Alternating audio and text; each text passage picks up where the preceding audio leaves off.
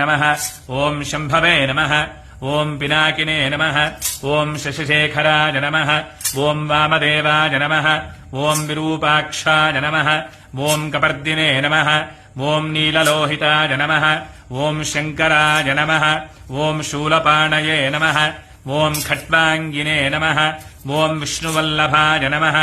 ओम शिपिविश्वाय नमः ओम अंबिकानाथाय नमः ओम श्रीकंठाय नमः ओम भक्तवत्सलाय नमः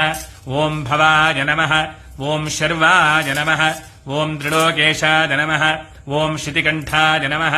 ओम शिवाप्रियाय नमः ओम उग्राय नमः ओम कपालिने नमः ओम कामालये नमः ओम अन्धकासुरसूदनाय नमः ओम गंगाधराय नमः ओम ललाटाक्षाय नमः ओम कालकालाय नमः ओम कृपानिधये नमः ओम भीमाय नमः ओम परशुहस्ताय नमः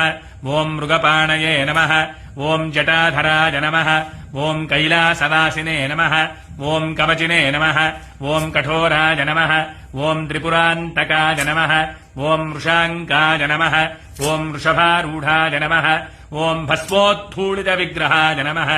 ओम सामप्रियाय नमः ओम पूषदन्तभिदे नमः